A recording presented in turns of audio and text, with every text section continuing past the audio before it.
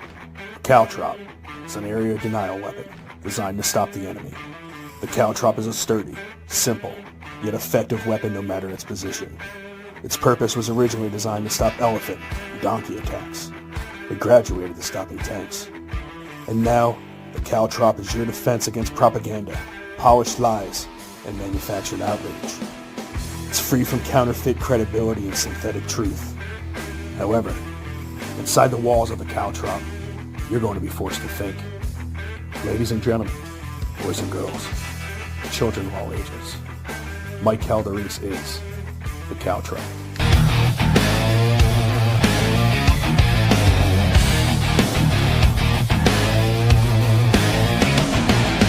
Coming down the mountain from the heaven to the hell, the Mike Calderese, the caltrop, he never stops, so ring the bell.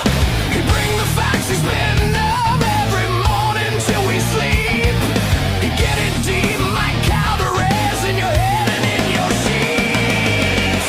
And we don't mind, and we don't care, Mike Calderese is the caltrop. And we don't mind, and we don't care, Mike Calderese is the caltrop. And we don't mind, and we don't care, Mike Calderese is the caltrop.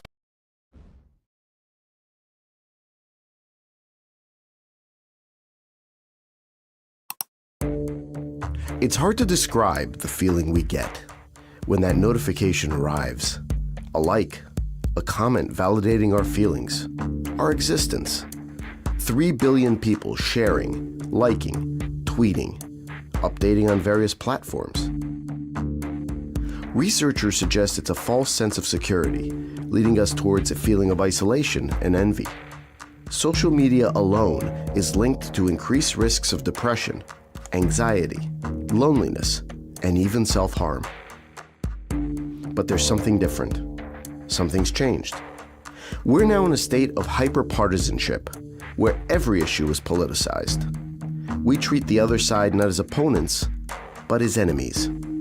Animosity is in the air, it's palpable, and it's terrifying.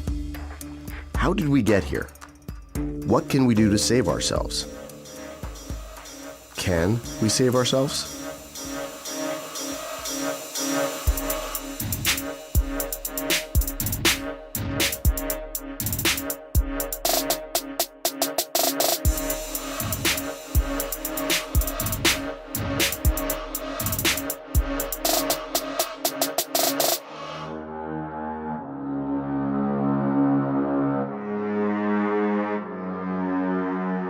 Hi, my name is Nina Carufa, and I'm a producer/comedian. My name is Joseph Rudy Rulo. I'm a freelance reporter and a social media influencer. My name is Mike Calderese. I am a masonry contractor and political podcaster. Hello, my name is Dr. Julie Ansis. I'm the Director of Cyber Psychology at the New Jersey Institute of Technology. I found this old clip at Caroline's where I hosted, and I did some crowd work with a Trump supporter. And it was all in good fun. Like, he was laughing, we spoke after the show, we took a picture together, and I posted like 45 seconds of it. Oh my God, there's a lot of you. So, okay, sir, do you hate Muslims? No. So why are you don't hate anybody, just refugees and immigrants and Mexicans and... So why did you vote for Donald Trump? Because he's gonna make America great again. Oh my God! What's your name? Peter. Peter. Peter, do you hate women? No. It just kept like snowballing, and by like the third or fourth day it was up to like 4 million views. So I did the one thing that all social media people should never do, and I read the comments. It was either, oh my God, this is fantastic, or if you don't like America, then leave. And it's like, I was born in New Jersey, so I don't know where I would go exactly. I almost deleted the video, and then I realized that I don't really give a shit. So I left it, and I just hope I don't ever get murdered because I asked a Trump supporter why he voted for Donald Trump. Some of the things that were bothering me, I needed a better venue to get it all out. So one of the things I noticed people doing was getting on Facebook and just yelling out stuff or making a video. So I started recording myself and putting it on, different platforms. And that's really what started the show, was was the masks. I lost my mind over the masks, you know? It needs to stop. All of you wake the fuck up. That's not helping you. It's not helping the people around you. It's hurting you. It's unhealthy. To me, I got a fucking strong-ass immune system. I can eat piles of shit for breakfast. Literally. I am slightly offensive. And I put people in positions and I back people in corners, and I do so with questioning, and I do so with questioning on Facebook. Oh yeah, I go from back-to-back 7-day bans to 30-day bans. I'm always banned on Facebook. And it always revolves around something they deem offensive to their community standards. So when I say that, I got a 30-day ban for bullying. I get a ban for bullying because I get called a racist and a bigot. So you're talking about 400,000 people. They can actually hit a button and they can like send me a message and say whatever they want.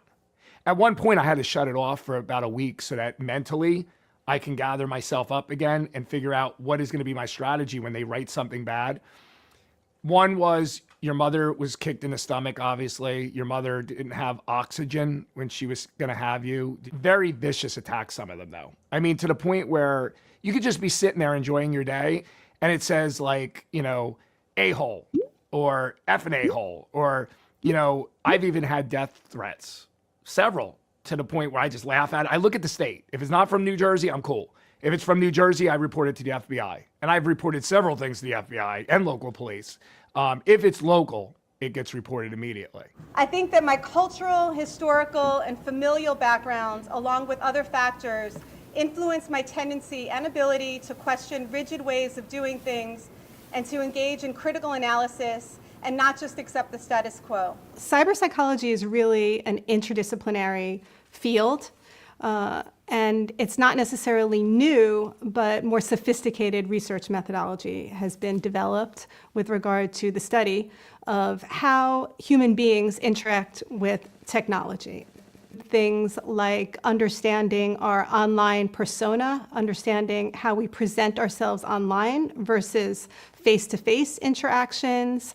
It relates to the impact of social media on our psychological well-being, and understanding how things like artificial intelligence and robots interact with human beings and how human beings interact with these machines for the betterment of humankind.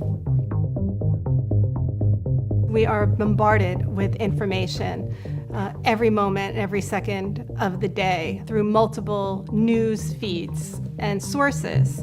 And social media has really amplified that. What story are you being told? They're telling you a story with this slant. They're telling you a story with this slant. They're telling you a story with that slant.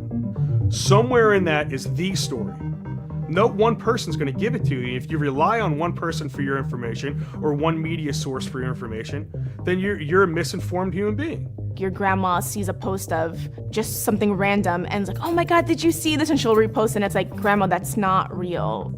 How do people still not understand that not everything you read has any merit to it?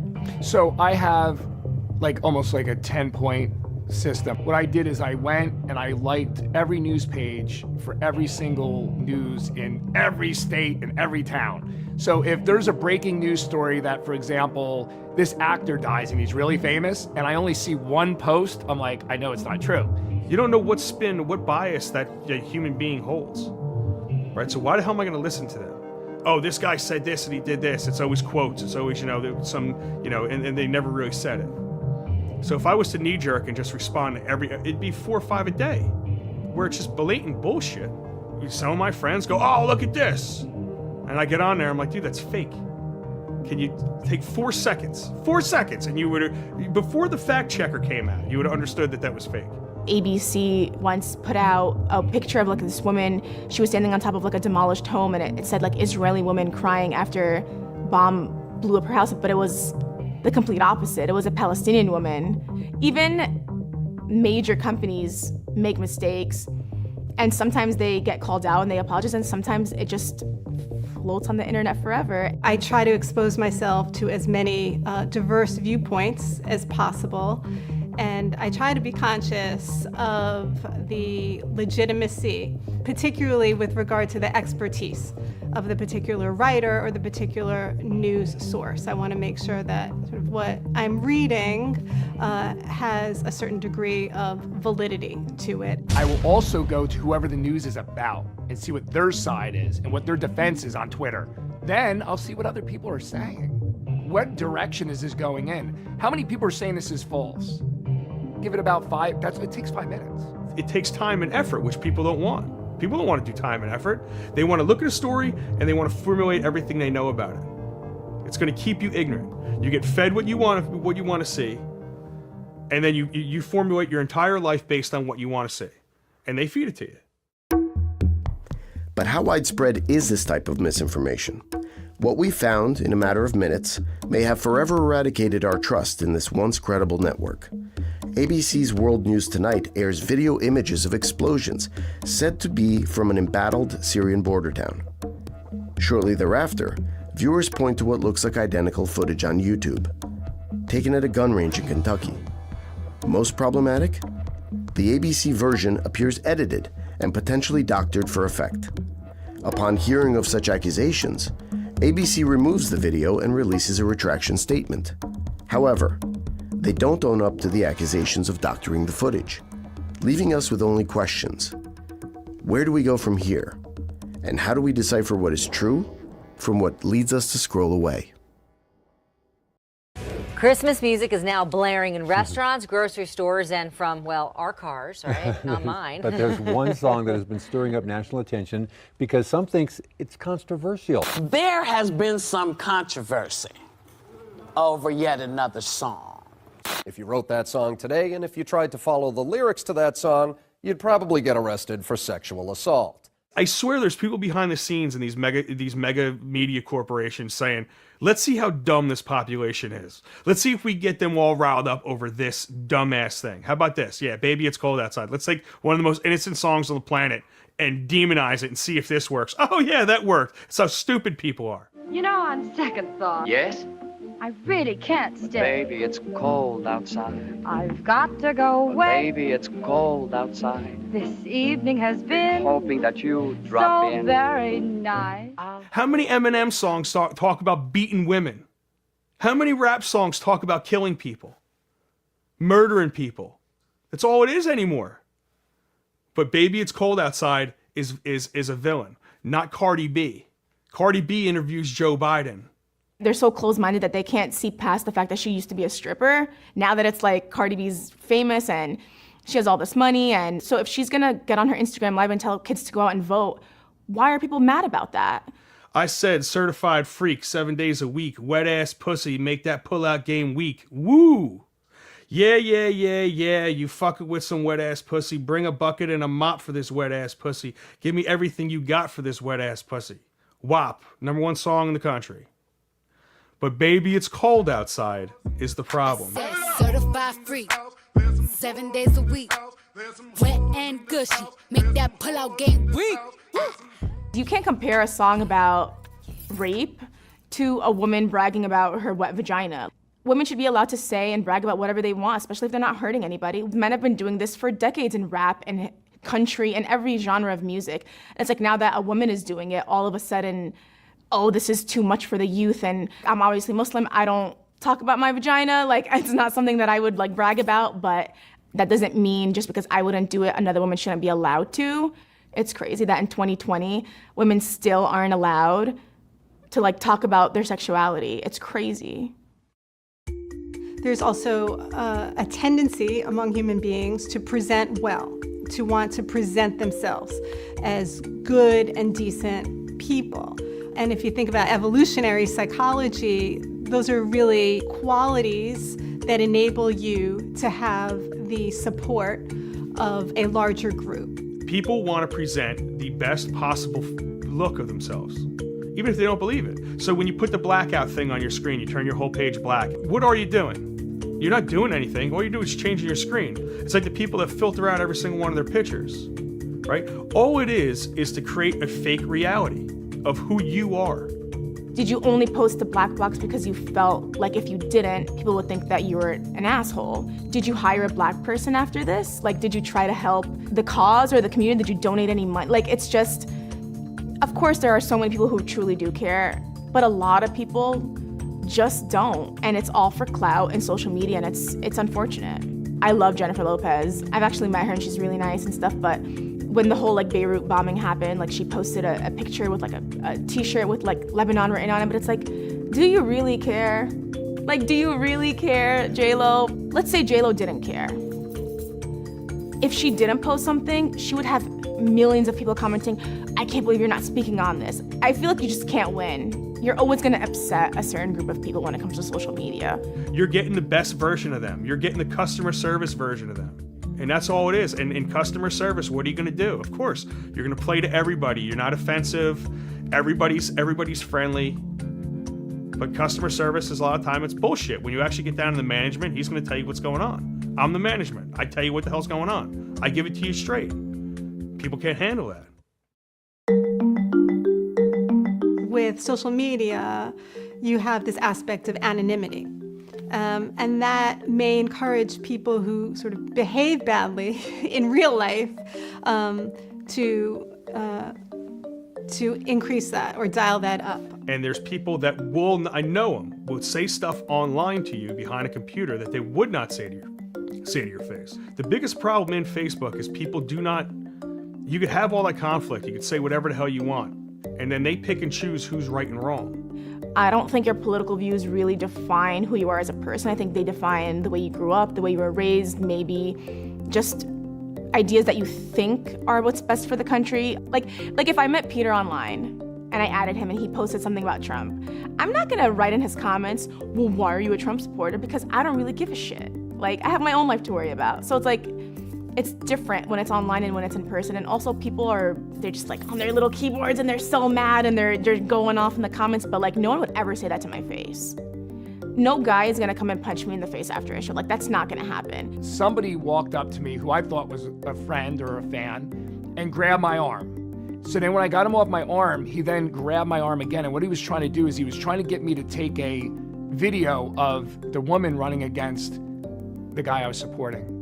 And they tried to get me to use the phone, because they knew I had a huge following, to do the banner that said the name of the other candidate. And when I pulled my arm, he wouldn't let it go. He ripped my arm out of his socket. About 4 months of spasms. Reached out to the actual candidate. At first, she was like in denial. And then I spoke to a few of her supporters, and then she apologized. And I have to worry now when I go to an event where I don't feel safe, unless it's a town where I know the mayor is gonna be there and they're government people and the police are accountable, I literally have to have somebody there protecting me. It's not just on the internet. There is a great deal of misinformation and disinformation on social media. And that information tends to be more extreme. And that ends up taking a life of its own, particularly if the group that you belong to adheres to the particular perspective or thoughts or ideas that are related to that particular post. On July 25, 2020, Garrett Foster was killed during a heated protest in Austin, Texas, amid the aftermath of George Floyd's death. Foster was carrying an AK-47 rifle, legal in Texas. As a car drove into the group of protesters, Garrett Foster approached the driver's window. The driver, active U.S. Army Sergeant Daniel Perry, shot and killed Foster before speeding away, as a bystander fired several shots at Perry's car. As a social experiment, our producers set up a fictional news aggregator on Facebook and named it End Times Media. The first post to the page was an intense and disturbing video capturing the chaos of the Garrett Foster tragedy. Viewer discretion is advised. Someone got shot, guys. Someone got shot.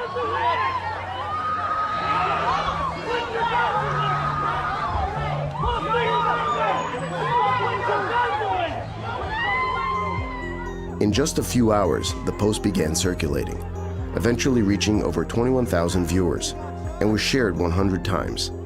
The likes and comments were harsh. They were brutal. And they were politically charged.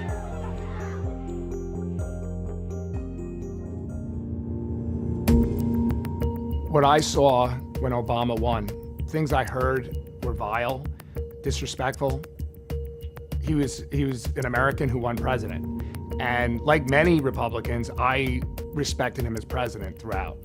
At the same time, you had a horrible division starting to be created because you had 8 years of Democrats and you had Republicans that were sick and tired of Democrats just specifically doing all of their platform and doing none of the Republican platform. They have their platform, and it's almost like the antimatter universe of ours. They're like the two of them, if they merged together, they would destroy each other because they're opposites, okay? When you label yourself something, you automatically take on those causes.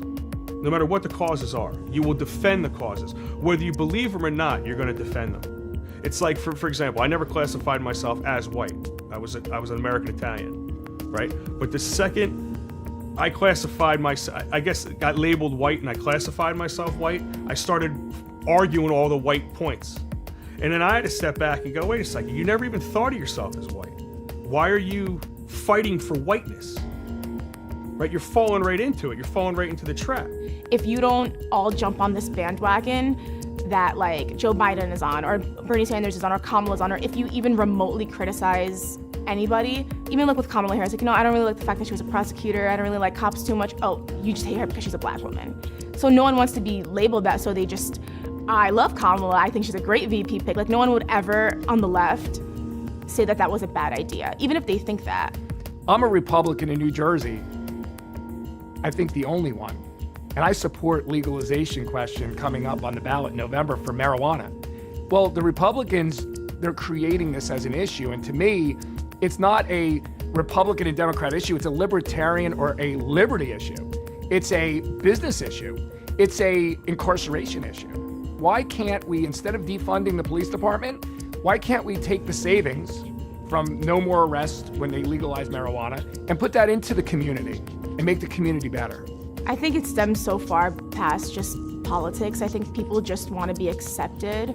So they find a group that thinks similarly to them, even if it's not 100% the same. No one is really authentically themselves anymore.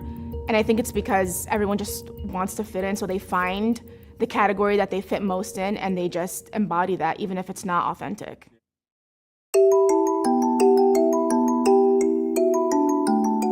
As generations pass, the youth are a little more accepting than the previous generation, and it's just going to keep getting better. People in power need to reflect what society really looks like, which is a mix of everything. And until that happens, and until everyone feels comfortable and safe in the country, nothing's going to change. I think it's going to take a long time. I don't think it's going to be within my lifetime, but I think in a couple generations, the world is definitely going to be a different place. And I'm here for it. You know, people have these rose-colored glasses of what humans actually are. We suck. And it's represented in all the social media platforms.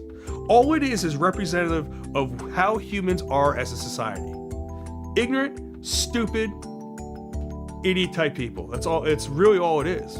We don't want to dive any further into real thought or discussion. But I think we're in a crisis right now, in this world and in this country, in particular, where we're not seeing a lot of civil discourse, increasing divide among human beings, and increasing conception of us versus them. And I'm concerned about the climate of today and where that's going to take us if we don't reverse course.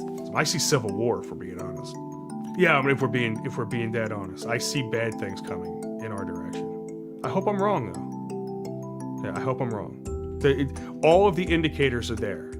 If you look at revolutions in the past, we're following the same trajectory, let's just put it that way.